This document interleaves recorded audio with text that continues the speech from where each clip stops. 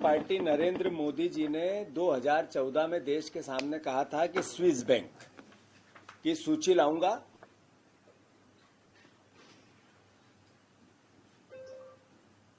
करोड़ों अरबों रुपए काला धन जिसमें रखा हुआ है और उस सूची के आधार पे काले धन को जिनका भी होगा उनको जेल की सलाखों के पीछे भेजूंगा और सबके खातों में 15-15 लाख डालूंगा। स्विस बैंक की सूची नहीं आई, एसबीआई की सूची आ गई। एसबीआई की सूची में काला धन भारतीय जनता पार्टी के खातों में दिखा।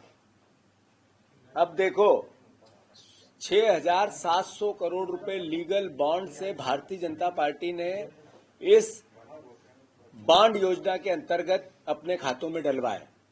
जो काला धन अलग से लिया वो इससे 100 गुना ज्यादा होगा, क्योंकि जितनी खरीद फरोख्त हो रही है 500 से ज्यादा विधायक इधर उधर हुए पूरे देश में इस 10-15 साल 10-12 साल 10 साल में, और बीजेपी के पक्ष में 90% चले गए।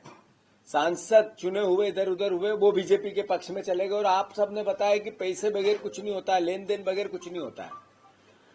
तो मैं मानता हूं कि नरेंद्र मोदी जी 20 कंपनियां ऐसी निकली जिन पे ईडी और सीबीआई 21 कंपनियां जिन्होंने ईडी और सीबीआई के छापे डले, उनने भारतीय जनता पार्टी को बॉन्ड खरीदी में चंदा दिया।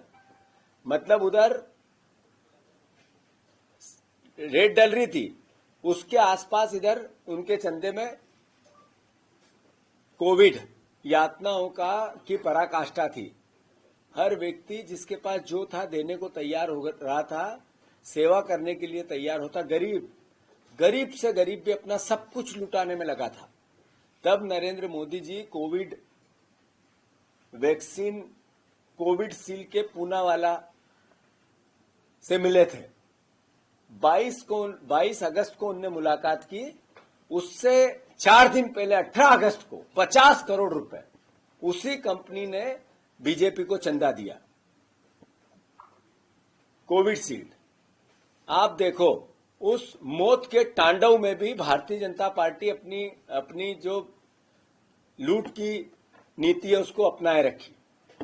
फिर उसी कंपनी को सारे नियमों को शिथिल करके कोविशील्ड की अनुमति सबसे पहले मिली थी, जिससे आज अटैक आ रहे हैं, लोगों को मर रहे हैं, लोग खड़े खड़े गिर रहे हैं, लोग मौत के सौदागर जैसा काम।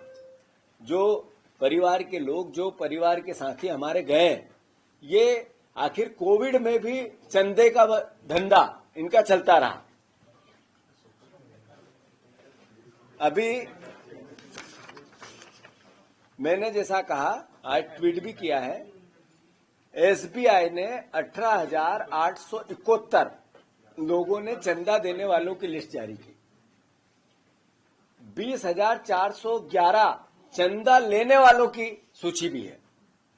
1,550 लोगों की सूची में का अंतर है। 2019 के पहले की लिस्ट एसबीआई ने भी नहीं दी, वहां भी गड़बड़ है।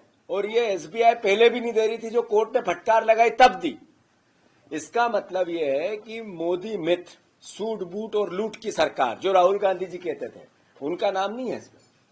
क्यों भैया, क्यों नहीं है? और ये 19 से पहले के नाम क्यों छुपाए गए?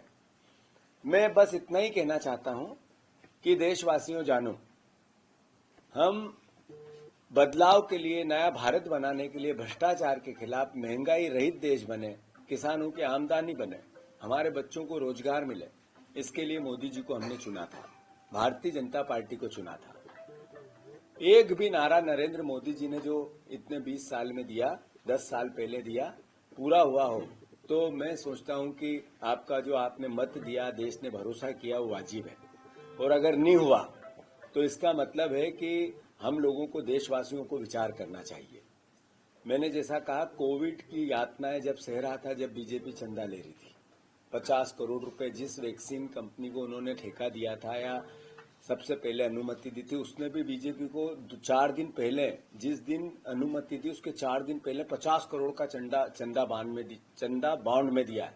1 नंबर में दिया है। 2 नंबर में कितना दिया होगा अकल्पनीय। मैं बस इतना ही कहना चाहता हूं, अगर आपके घर में बेरोजगारी नहीं है, तो फिर नरेंद्र मोदी सही प्रधानमंत्री है। अगर आपके घर में महंगाई की मारनी है तो फिर नरेंद्र मोदी जी सही प्रधानमंत्री है।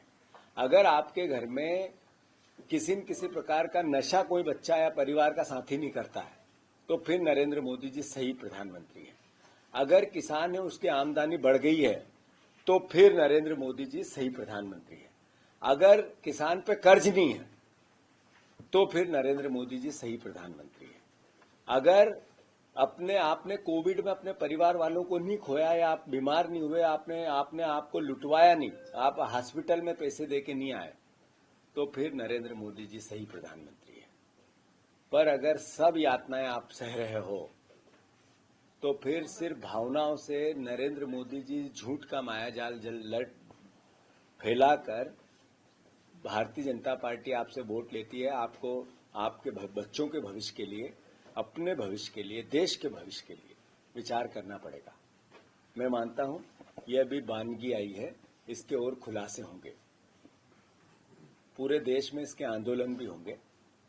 मध्य प्रदेश में जैसा लगातार अब की बार 400 पार का नारा बीजेपी लगाने की कोशिश करती है, ये संकट है आपके लोकतंत्र पे। अहंकार है रावण जैसा, ये भाषा बोल के, ये इस तरह का फिनोमा ऐसा कि पूरी मीडिया भी इनके साथ है। क्यों? इसलिए कि मीडिया का रेवेन्यू मॉडल सरकार पे डिपेंडेंट हो गया है, जकड़ गया है, जिससे लोकतंत्र बचाने वाली मीडिया, लोकतंत्र अब खतरे में हो वो भी नहीं बता पा रही है। तो मैं आप सबसे अनुरोध, देशवासियों से अनुरोध करना चाहता हूं, कई चैनलों में मेरी बात ये नहीं आएगी जो मैं बोल रहा हूं,